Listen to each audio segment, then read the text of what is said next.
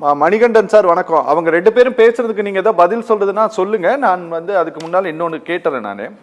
Sir, பொதுவாகவே இந்தியாவில் பல இடங்கள்ல நடக்கக்கூடிய ஊர்வலங்கள், சுவாமி ஊர்வலங்களாக இருக்கட்டும், அல்லது அந்த பண்டிகை காலங்களாக இருக்கட்டும், அப்போது நடக்கக்கூடிய ஹிந்துக்களுக்கும் முஸ்லிம்களுக்கும் நடக்கக்கூடிய சண்டையை போல இங்கே தமிழ்நாட்டில் பெரிய அளவில் எதுவுமே நடக்கலை. அப்படி இல்லாத போதும் கூட இங்கே இது பயங்கரவாதத்திற்கு ஆதரவளிக்கக்கூடிய ஒரு பூமியாக இது இருக்கு அப்படின்ட்டு மேடமும் பேசுறாங்க. நீங்களும் அதற்கு பல உதாரணங்களை சொல்லி தொடர்ந்து பேசுகிறீர்கள். அது இங்க அந்த மாதிரி ஆயிட்டு இருக்கு அப்படிங்கிறதுனால சொல்றீங்களா, இல்ல இதே மாதிரிதான் எல்லா ஊர்ல இருக்கிறவங்களும் பேசிட்டு இருக்கிறாங்களான்னு? ரொம்ப நல்ல ஒரு கேள்வி கேட்டீங்க அரவிந்தாசன். புரட்சி தலைவர் எம்ஜிஆர் ஒரு ஆட்சி காலத்துல மண்டைக்காடு கலவரம் எவ்வளவு பெரிய அளவுல நடந்தது. மண்டைக்காடு கலவரத்துக்கு ஓய்வு பெற்ற நீதிபதியா அறிவிக்கப்பட்டவர்.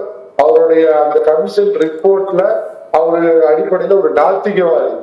அவர் என்ன ரிப்போர்ட் கொடுத்தார் அப்படிங்கிறது உங்க நினைவுக்கு சொல்லிடுறேன். அந்த பழைய இதெல்லாம் கிளற வேண்டாம் அப்படின்னு நினைக்கிறேங்க.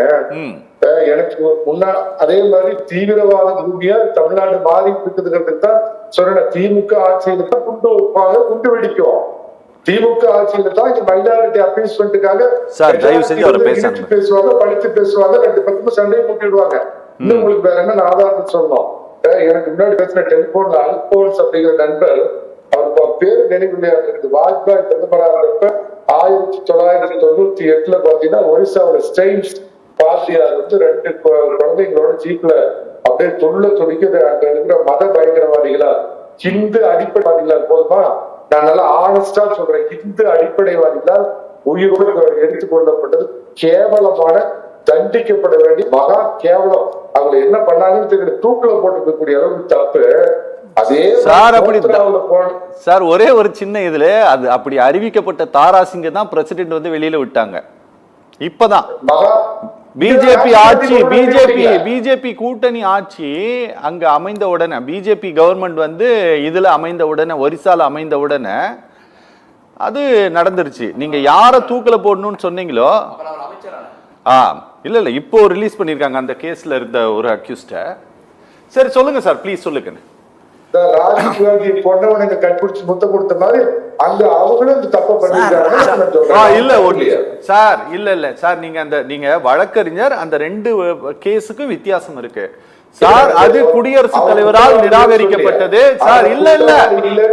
இல்ல நாங்க பாருங்க சார், நீங்க சட்ட ரீதியா போராட்டம் நடத்தி அவங்க வெளியில வந்திருக்காங்க. ஆனா இங்க இல்ல சார், ஆட்சி மாற்றம் நிகழ்ந்த உடனே சார் இல்ல நீங்க தயவு செஞ்சு நீங்க பேசுங்க. ஆனா யதார்த்தத்தை கொஞ்சம் புரிஞ்சுக்கிட்டு பேசணும் சார். இங்க கோப்புக்கள் ஆண்டு கணக்கில் காத்திருந்தது, முடிவெடுக்காமல் இருந்தார் அப்படிங்கிறதுக்காக கோர்ட்டுக்கு போய் நீதிமன்றம் சார் ரெண்டே சுதந்திர இந்தியாவில் 2 முறை 142 கோர்ட் பயன்படுத்தி இருக்கு சார். முதல் முறை பேரறிவாளன் கேஸ், 2வது முறை தமிழ்நாடு அரசாங்கம் போட்ட கவர்னர் கேஸ். சரியா? இது ரெண்டுமே தமிழ்நாடு தான். சரியா? ஆனா நான் சொல்ற இந்த கேஸ், நீங்க சொல்ற ஸ்டெயின் ஃபாதர் ஸ்டெயினுடைய கேஸ் என்ன அப்படின்னா, நீங்க ஆட்சி மாற்றம் நிகழ்ந்தவன பிரசிடென்ட் அலோவ் பண்ணிட்டாங்க. தயவு செஞ்சு இப்ப பேசுங்க. கொஞ்சம் குறுக்கிடாம கேக்குறீங்களா? கேக்குறேன். சட்ட நுணுக்கத்தை பயன்படுத்தி பேரறிவாளன் ராஜீவ் காந்தி அந்த பொண்ணு அயோக்கியனை இவர் குற்றம் செய்யல, குற்றவாளி இல்லைன்னு உச்ச நீதிமன்றம் உத்தரவிடல. அவன் இன்னமும் குற்றவாளி. சட்டத்தினுடைய நுணுக்கங்களை பயன்படுத்தி வெளியே வந்த ஒரு அதிபயங்கர கொலை குற்றவாளி அவன். அதனால நான் சொல்ல வரேன். ஆச்சுங்களா சார்? ராஜீவ்காந்தி கொலை வழக்கு சார், ஒரு நிமிஷம் அவர் பேசிட்டு சார். சொல்லுங்க சார், சொல்லுங்க. காந்தியை கொண்டவன் தீவிரவாதி, ராஜீவ் காந்தியை கொண்டவன் தியாகியா? காந்தியை கொண்டவனும் தீவிரவாதி, ராஜீவ் காந்தியை கொண்டவனும் தீவிரவாதி. அரவிந்தாட்சி இந்த கேள்வி அவங்க கிட்ட கேட்கறேன். பேசின சகோதரர் நிஜாமுதீன் சொன்னாரு, அதாவது காந்திய கோட்ஸே தன்னுடைய கையில இஸ்மாயில் பேர் பச்சை குத்திருந்தார், எழுதியிருந்தார் அப்படின்னு. நான் படிச்ச வரைக்கும் நான் எதுலயும் அப்படி படிக்கல. நீங்க எல்லாமே தெரிஞ்சு நீங்க சொல்லுங்க கையில போட்டிருந்தா, இதுல அரவிந்தாட்சிட்டு தான் கேட்கிறேன் சார். இல்ல சார், முதல்ல அப்படியான தகவல் பரப்பப்பட்டது இல்ல. ஐயா கையில போட்டுட்டாரா இல்லையா நான் கேட்டேன். இல்ல பச்சை குத்தி இருந்தாங்க, இஸ்மாயில் பச்சை குத்தி இருந்தாங்க. படிங்க வரலாறு. அரவிந்த் ஆட்சிட்ட கேட்டேன் சார், ப்ளீஸ் சார். அரவிந்த் ஆட்சிட்ட கேட்டேன் சார். நான் நான் ஆமான்னு சொன்னா நான் அவங்களுக்கு ஆதரவானவன் ஆயிருவேன், இல்லைன்னு சொன்னா அவங்களுக்கு எதிரானவன் ஆயிருவேன். உங்களுக்கு ஆதரவானவனாகவும் நான் மாற விரும்பவில்லை. இல்ல சார், அவர்களுக்கு எதிரானவனாகவும் நான் மாற விரும்பவில்லை. காந்தியை சுட்டுக் கொண்டு விட்டார் என்று மத கலவரத்திற்கு வித்திட்டது RSS. பேசுறீங்க சார். சொல்லுங்க சார், நீங்க என்ன சொல்றீங்களோ அதை சொல்லுங்க. இல்லப்பா அரவிந்த் ஆட்சி சார், நீங்க அவர் RSS இல்லன்னு சொல்லுவீங்க, அவர் இந்து மகாசபால இருக்காருன்னு சொல்லுவீங்க.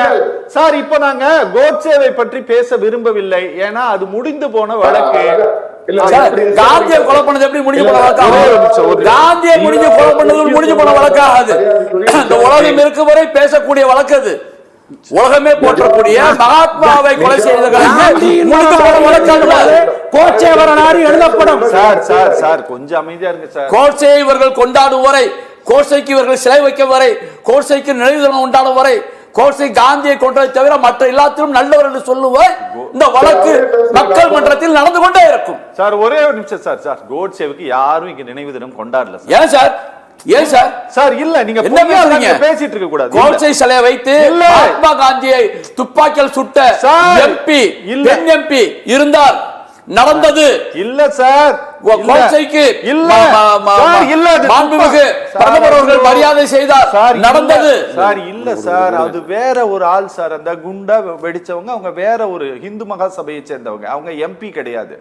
ஏன் நீங்க தவறா பேசுறீங்க? இல்ல, நீங்க சொல்றது நடக்கிறது இல்ல, நடந்துச்சு. இல்ல சார், காந்தியின் உருவம் இல்ல சார், காந்தியின் படத்தை வைத்து துப்பாக்கி சுட்டது உண்மை. ஆமா சார், அது இவங்க கிடையாது சார், அது எம்பி கிடையாது சார். சார் நீங்க பேசலாம் சார், ப்ளீஸ். இல்ல சார், அது பேசுறதுக்கு நடுவுல நான் பேசுறேன் எதுக்கு சார்? சார் தயவு செஞ்சு குறுக்கிடாதீங்க சார், தயவு செஞ்சு குறுக்கிடாதீங்க சார், நீங்க பேசிருங்க. ஒரு உண்மைக்கு மாறான தகவல் இஸ்மாயில் கையில பச்சை குத்திருந்தான்னு முதல் பொய் சகோதரர் தயவு செஞ்சு குறுக்கிடாதீங்க. இரண்டாவது பொய் சாவர்கரை வேணால் RSS இப்ப இருக்கிற பிஜேபி தலைவரோ பிரதமரோ வழங்கியிருப்பாங்களோ வழியே அவங்க கோட்சே எந்த வழி வழங்கல. ஒரு பொதுமக்கள் பார்க்கிற இப்படித்தான் திமுக ஆதரவாளர்கள் தொடர்ந்து உண்மைக்கு மாறான பொய்யை பேசுவாங்க. சார் அது அப்படி நடக்கலங்கிறத நானே உறுதிப்படுத்திட்டேன். அப்படி நடக்கல, அத நான் திரும்பவும் உறுதிப்படுத்துறீங்க. அந்த நிசாமுதீன் மேட்டர் மட்டும் அந்த மல்லிகை இஸ்மாயில் பேருக்கு மட்டும் உறுதிப்படுத்த மாட்டேங்கிறீங்களா? சரி அதை போட்டு விட்டுருங்க. RSS 2 முறை தடை பண்ணாங்களா? உண்மை தடை பண்ணாங்க. அதுவே நேருடைய காலத்துல திரும்ப பாத்தீங்கன்னா சுதந்திர தின அணிவகுப்புல RSS கலந்துக்க சொல்லி நேரு கூப்பிட்டு சுதந்திர தின அணிவகுப்புல RSS கலந்துடுச்சு. தடை செய்யப்பட்டதாலே ஒரு தவறான அமைப்பு தான் இந்தியாவில பல முறை கம்யூனிஸ்ட் கட்சி தடை செய்யப்பட்டிருக்குது அப்படிங்கிறது நான் சொல்ல வரேங்க. எனக்கு முன்னாடி பேசுற திமுக நண்பர் சொன்னாரு, சுதந்திரம் கருப்பு நாள் ஈவேர சொன்னதுக்கு ஏதோ ஒரு நியாயப்படுத்தி காரணம் சொன்னாரு. கழகக்காரன் தான் ஜெயிக்கிறதுக்கு வேணாலும் பண்ணுவான் அப்படின்னு ஈவேரா நீங்க எல்லாம் ஒழுங்கா இருந்தீங்கன்னா இப்படி ஒரு வார்த்தை பயன்படுத்தி இருக்க மாட்டாரு. அப்ப நீங்க ஒழுங்கு இல்ல. ரெண்டாவது கோத்ரா ரைட் சம்பவம் அப்படின்னு சொல்லி சொன்னார், அருமையா சொன்னார். ராம பக்தர்கள் 56 பேர் உயிரோட கோத்ராவில் எரித்து கொல்லப்பட்ட அந்த இடத்துல ஒரு நினைவு இது கட்டணும் அப்படின்னு திமுகவை சேர்ந்த நண்பர் சொன்னது எனக்கு பெரிய விசித்திரமா இருக்குதுங்க. சார் நீங்க தானே மத கலவரத்தை உருவாக்குறீங்க, இஸ்லாமியர்கள் எரிச்சிட்டாங்கன்னு. சார் கொஞ்சம் அமைதியா இருங்க சார், கொஞ்சம் அமைதியா இருங்க. அவர் பேசி முடியும் சார், பேசுங்க சார். சார் குறுக்கிடாதீங்க சார். பாரதி சீனிவாசன் அந்த நடந்த ஒரு துன்பியல் சம்பவத்துக்கு போய் அங்க ஒரு நினைவு மண்டபம் கட்டணும் அப்படிங்கிறது தேவையற்ற வேலை. அதுதான் நான் வெளிப்படையா பேசுறேன். ஒரு சோப்பு போட்டுட்டு பேசுறவன் தேவையற்ற வேலை. அதை பார்க்கறப்ப ஒரு சாருக்கு கோபமும் இன்னொரு சாருக்கு துக்கமும் வரும். ஒரு பொறுப்புள்ள வழக்கத்திற்கு படிச்ச ஒரு தேசிய கட்சியில நல்ல பொறுப்பில் இருக்கக்கூடிய பாரதி சீனிவாசன் இதை தவிர்த்திருக்க வேண்டும். பேசுங்க. தீவிரவாதிக்கு மதம் கிடையாது, அதனால நான் பேசுறேன். ஒரு பக்கம் சோ போட்டுட்டு இன்னொரு பக்கம் பேசுறேன், நான் பேச மாட்டேன். அதனால நான் வெளிப்படையா பேசுறேங்க. சரி, அதாவது மகாராஷ்டிரர்களுக்கு தமிழ்நாட்டு நாயகர் நான் வெளியே போனாலும் அடிச்சு துரத்துறேன். பால் தாக்கரேவோட மகன் சிவசேனாவோட கூட்டு வச்சிட்டு இருக்கிற திமுக சொல்றாரு சிவசேனாவை பத்தி நடைமுறை மக்கள் பார்த்துட்டு இருக்கிறாங்க. எப்படி உங்களெல்லாம் பாஜக கூட்டு இல்லையா சார்? கவர்மெண்ட் ஃபார்ம் பண்ணலையா? என்ன சார் இது சார்? பாஜக ஏன் கட்சி சார்? நீங்க இப்படி அடிப்படை இல்லாம பேசாதீங்க. இந்து 2 பேரும் ஒரே கொள்கையில் இணையறவங்க. ஆனா பாஜக தமிழ் அடிச்சு தோத்துறாரு. ஆனா தமிழர் தினமான உழைப்பு மொழி உணர்வு அப்படின்னு